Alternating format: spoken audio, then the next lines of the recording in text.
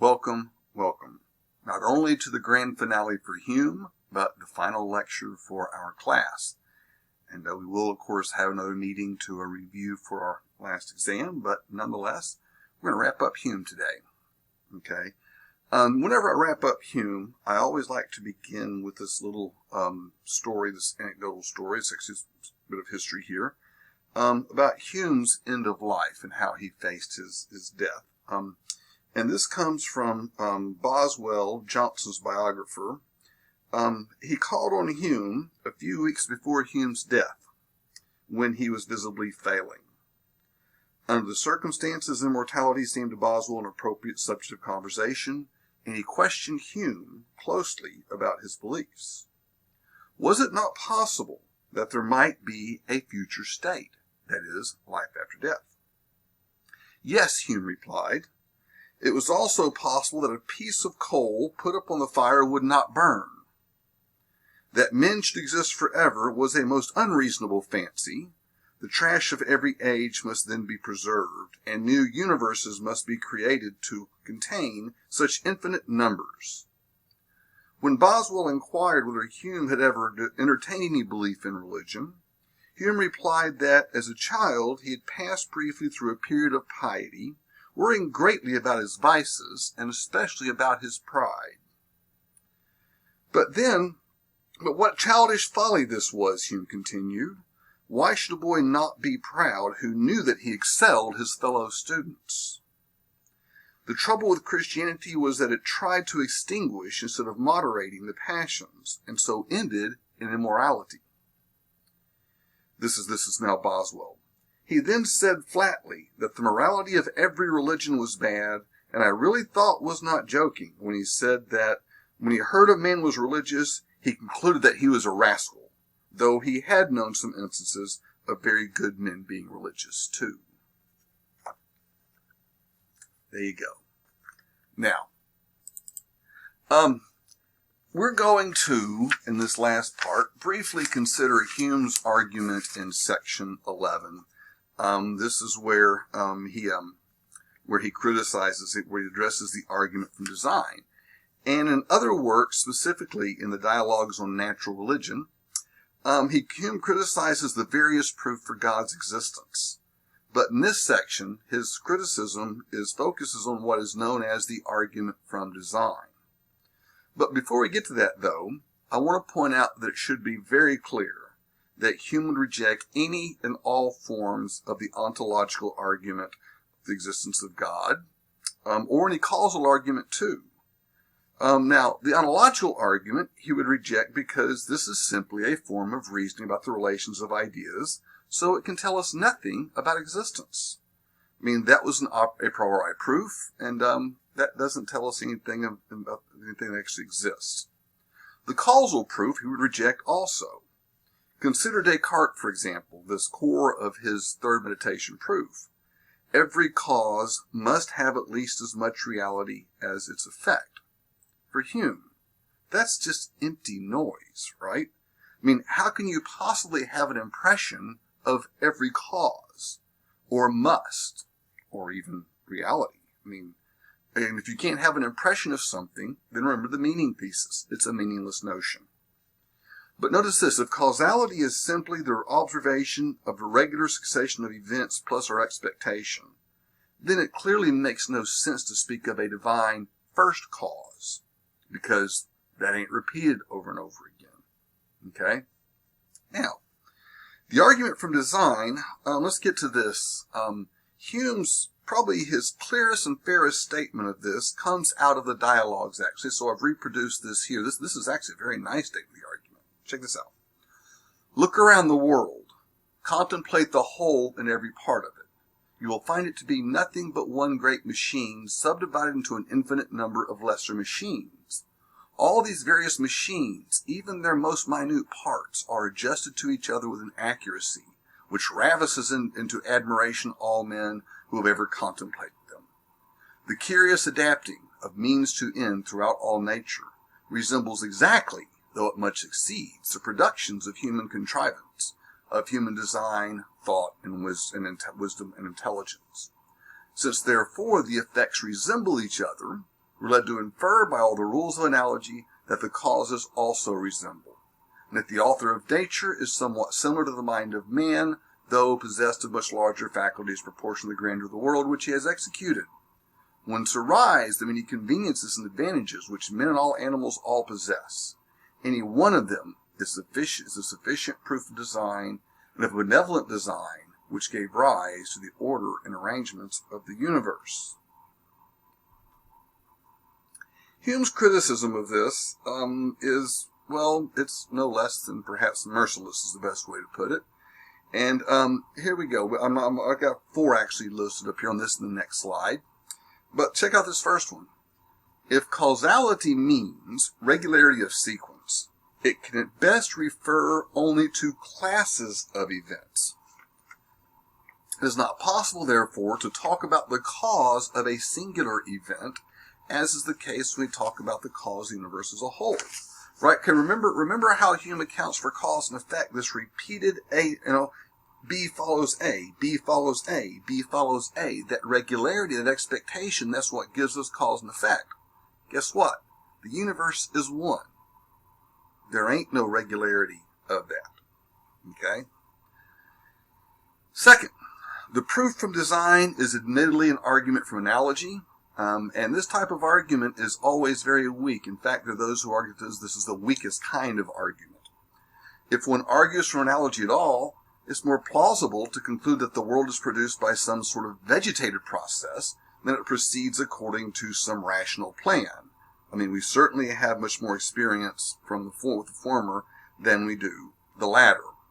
So there are better analogies to be followed rather than the design. Okay, it's rational plan. The third criticism.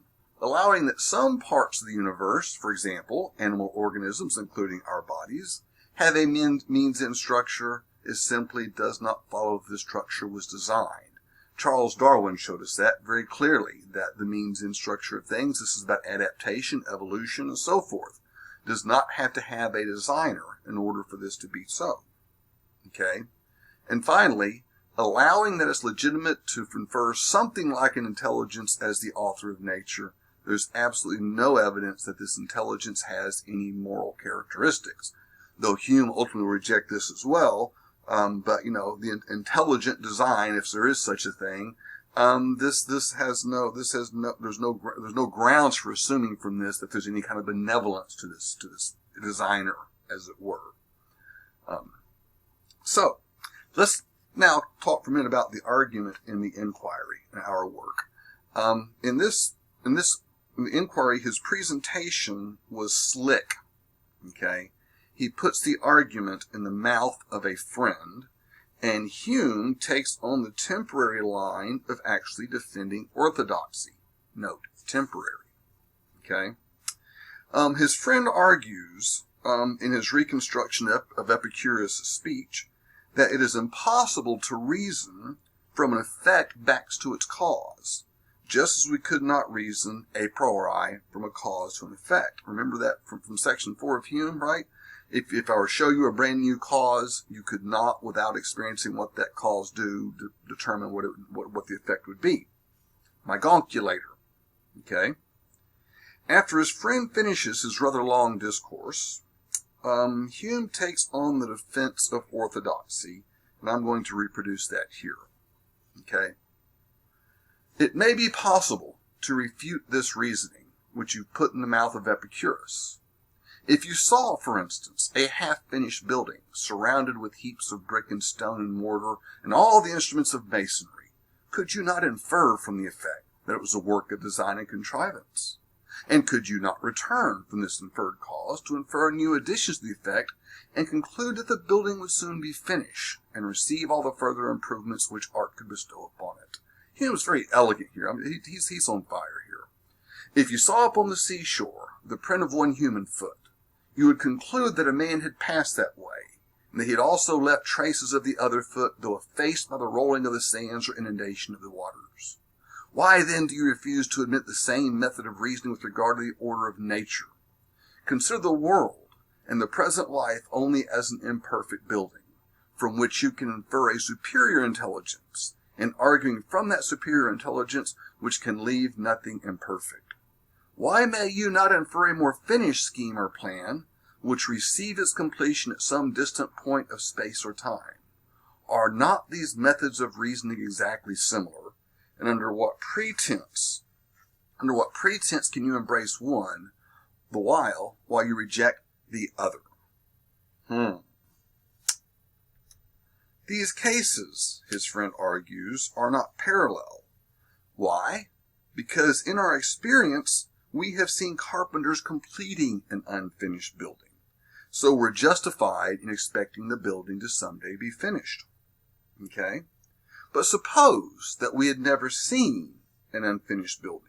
So it's the only, or seen a finished building, so that the only building we know is actually unfinished. We would certainly not be warranted to infer that someday it will be finished. Remember, inductive inferences must be found in repeated regular experiences. And by the way, we do not have regular experiences of universes. Remember, universe 1. Now, all the way up until the end, Hume allows that the argument from design might actually lead us to the existence of some kind of deity. He simply has maintained that our knowledge as the nature of this deity would be severely limited. Okay? At the end of this section, though, Hume turns from being the defender of orthodoxy, and he adds a great big final jab. Okay? And this is continued on the next slide, too. But there occurs to me, continued I, with regard to your main topic, a difficulty which I shall just propose to without insisting on it, lest it lead into reasonings of too nice and delicate a nature. In a word, I much doubt would it be possible for a cause to be known only by its effect, as you have all along supposed, or to be of so singular and particular a nature as to have no parallel and no similarity with any other cause or object that has ever fallen under our observation. It is only when two species of objects are found to be constantly conjoined that we can infer the one from the other. And were an effect presented, which was entire singular, and could not be comprehended under any known species, I do not see that we could form any conjecture or inference at all concerning its cause. If experience and observation and analogy be indeed the only guides which can reasonably follow in inferences of this nature, both the effect and cause bear similarity and resemblance to other effects and causes which we know, and which we have found in many instances to be conjoined with each other. I leave it to your own reflections of the consequences of this principle. I shall just observe that as the antagonist of Epicurus always supposed the universe and effect quite similar and unparalleled to be proof of a deity, a cause no less singular and unparalleled. Your reasonings upon that supposition seem at least to merit our attention. There is, I own, some difficulty how we can ever return from the cause to the effect, and reason from our ideas of the former, and for any alteration of the latter, or any addition to it. In other words, the argument is bogus. Okay? You cannot go from effect back to any kind of cause. Now, we have seen, so by the way, that's Hume giving up on any kind of orthodoxy at all there. But overall, we have seen that Hume wants to clear the field. Philosophers and theologians have been engaged in idle speculation for centuries. What do we do with them? Look at Hume's final stab on page 646, the last paragraph of this work. This one's pretty famous. When we run over libraries, persuaded of these principles, what havoc must we make? If we take in our hand any volume of divinity, school, or metaphysics, for instance, let us ask, does it contain any abstract reasoning concerning quantity or number? That is, reasoning about the relations of ideas? No. Does it contain any experimental reasoning concerning matter of fact and existence? No. Commit it then to the flames, for it can contain nothing but sophistry and delusion. Remember, Hume says that there are two meaningful sorts of propositions: reason about relations of ideas, reason about matter of fact. If the book contains neither, commit it then to the flames. There you go. at last we come to critical comments. Okay. First of all, let's go back to Hume's general principle. Okay. All ideas are copies of impressions. This is the core of his empiricism. And this is the key to his empiricism. And all of our criticisms will somehow be based with this or will be related to it in some manner. But to get the first criticism, I need to explain to you a concept, and that is the notion of self-reference. Okay? Certain sentences or claims refer to themselves.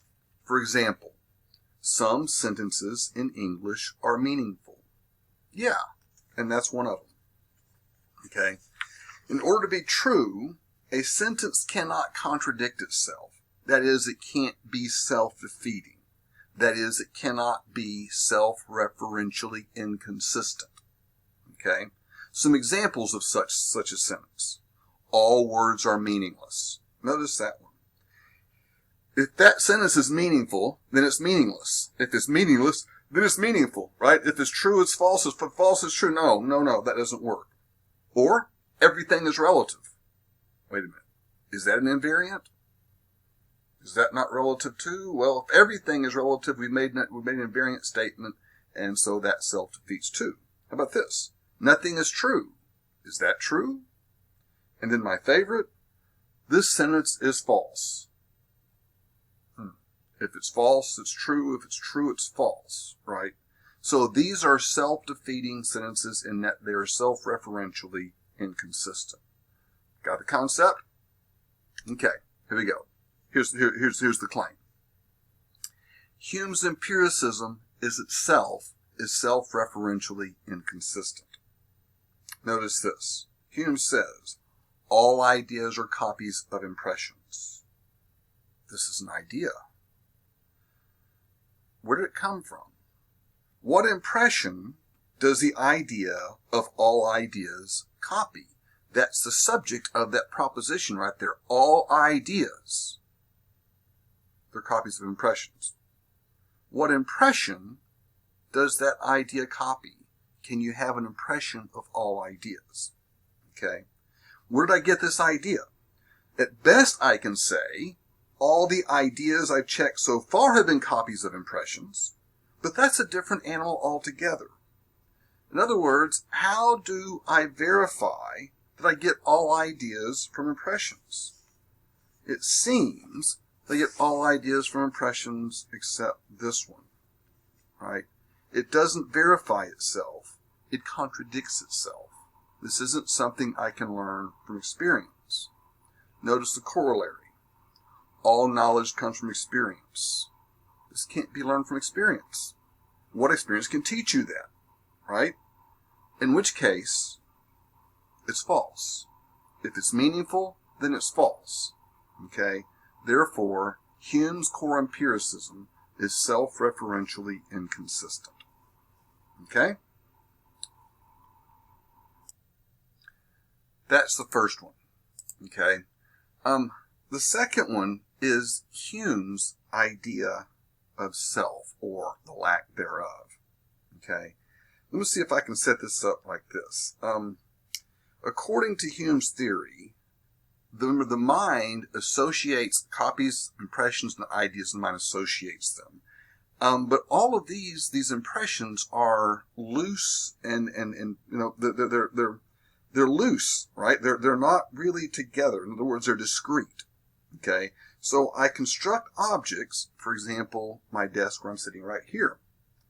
I do this by feigning data to fill in the gaps between the percepts. Because, again, every impression is a separate and loose thing. But what is it that constructs these objects? Okay? What is it that's doing this? What is the self that constructs the objects? Is it constructed? And if so, by whom? It would seem that the I who feigns the desk in front of me also constructs, the desk cannot be feigned, so that what is doing this feigning can itself be feigned, right?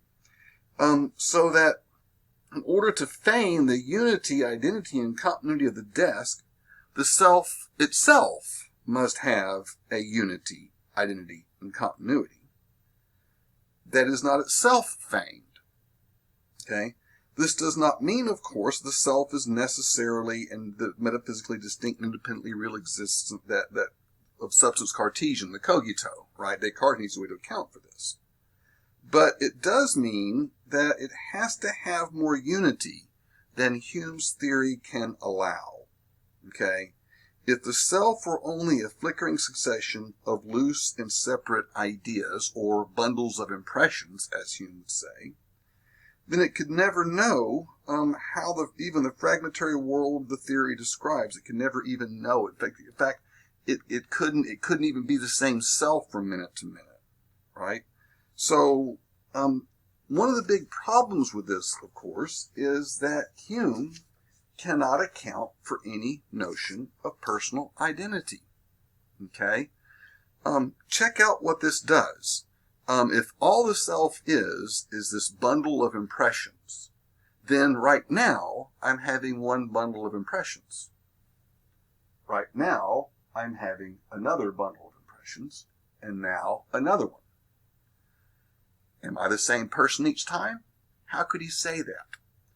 If we're differentiated by different bundles of impressions, then when I'm a different bundle of impressions, then I'm a different person. Notice what this does to moral responsibility. If yesterday I robbed a gas station, let's say, I didn't, but let's say I did, and the police show up here, they're going to take me away, I could say, that wasn't me. That was a different bundle of impressions, right? Well, on Hume's system, morally that would seem to follow, but that ain't going to fly with the law, right? And we also have this intuition that we have more responsibility, that we have a continued self, but Hume has no way of accounting for this. Okay, so that's a pretty big one for me. Third, the missing color example. This is big, and Hume just dismisses it. With this example, Hume has identified a very significant feature of the mind that happens all the time. Okay? The mind, that is, has genuine creative powers that fills in the gaps from our sensory perception, of which there are plenty, right? I mean, okay, think about the sight and how that works, vision. Okay, you can't see, what you see out there is not in the present. It's the just past, because light travels finite rate of speed, and it takes time for those to be constructed in the mind. So actually your vision is a projection of the just past onto the now, onto the feigned present out there. Okay? So in order to do that, the mind has to fill in these gaps because it's a projection. Okay? So for Hume, the mind is merely a copy machine. But the mind has genuinely creative powers that go well beyond mere copying. And under Hume's model, the creative function is severely limited, or maybe even eliminated. Okay? Yet this may well be the most important feature of the mind. Finally, we have Hume's distinction between impressions and ideas. By the way, this is sloppy, very sloppy. Check it out. Hume has divided experience up into two different sorts of things, right? Impressions and ideas, almost like a Cartesian dualism. But think about this. Is the distinction between them so clean? When I close so impressions are immediate experiences, right? But when I close my eyes and I think about something, that too is an immediate experience. Right? I mean, are we having impressions or ideas, or are we having impressions of ideas too when we stop and we contemplate? The process of thinking is itself a process of having impressions. That is, I have impressions of ideas.